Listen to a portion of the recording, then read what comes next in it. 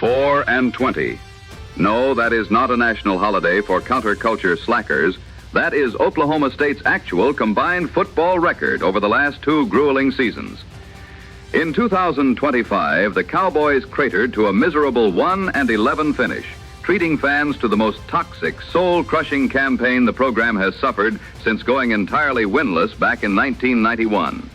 Their offense was pure comedy, ranking dead last in the league and surrendering back-to-back historically embarrassing shutouts. A 52-0 execution by Colorado in 2024, followed by a 42-0 blowout courtesy of Texas Tech in 2025. This is Rico Suave from the College Pigskin Hour, and I will be giving you the voice of truth tonight as we discuss why and how Oklahoma State will be running the Big 12 soon. So sit back and stay tuned. You see, America, Oklahoma State isn't supposed to get shut out of football games, let alone turn them into historic performance art. The legend Mike Gundy didn't just cross the finish line of his 21-year marathon. He crawled through the tape, gasping for air, acting like a complete fish out of water in a $1 million NIL ecosystem he openly despised and publicly resented. His bitter attitude made deep-pocketed booster donors highly reluctant to hand over structural capital to his outdated machine. So, following a demoralizing early season loss to in-state rival Tulsa in September 2025, Athletic Director Chad Weiberg finally did it. He kicked the legend right out the door. Now, standard football logic says Stillwater is stuck in a grueling multi-year excavation project. But what if the ultimate rock bottom was actually a perfectly executed heist? What if the crime scene has already been cleaned up? Buckle up, because Oklahoma State isn't rebuilding. They are about to completely hijack and run the entire Big 12.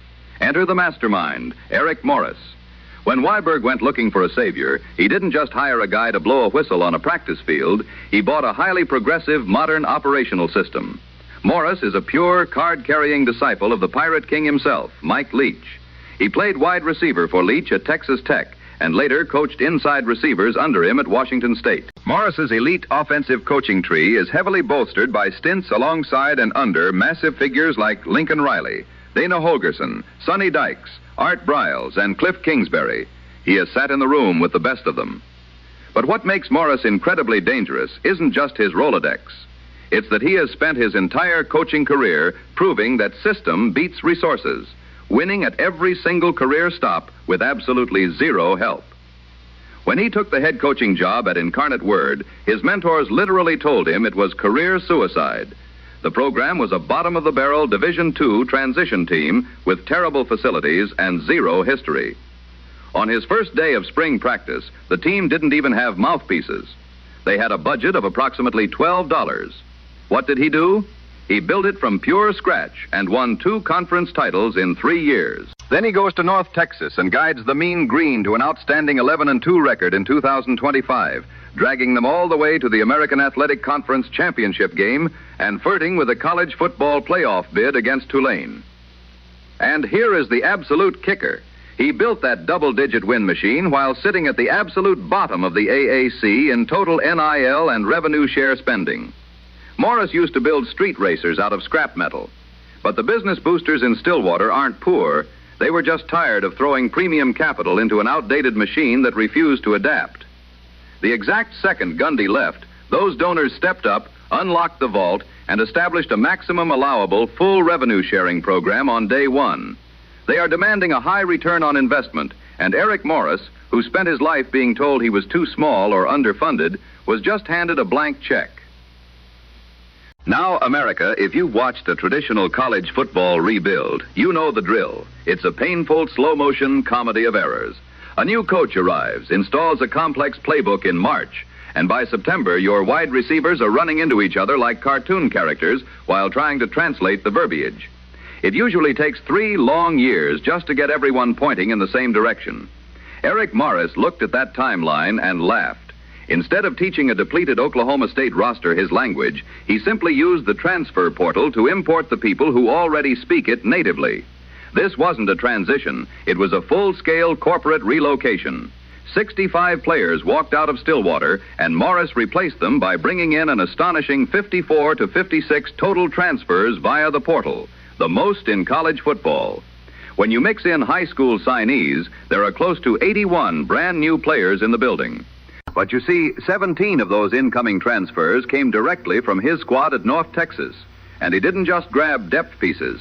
He packed the entire engine of a top 10 national offense directly into his luggage. Your quarterback, Drew Mestemaker. Your All-American running back, who put up over 1,400 rushing yards last year, Caleb Hawkins. Your dynamic, explosive wide receiver, who reeled in over 1,200 receiving yards, Wyatt Young. And because the quarterback and his primary skill targets already natively speak the exact same dialect of offensive football, Oklahoma State completely skips the typical September learning curve. While the rest of the Big 12 is spending September trying to figure out how to read their own playbooks, Oklahoma State will be throwing the ball around the yard at warp speed. We have to talk about the pilot of this machine, Drew Mestemaker, or Mecha Maker, depending on which internet message board you're reading. If you want to create a fast rise in the modern college football paradigm, elite quarterback play is your ultimate shortcut and cheat code. And Mestemaker has one of the single most bizarre development stories in modern sports history. This is a kid who famously never started a single game at quarterback in high school. Not one.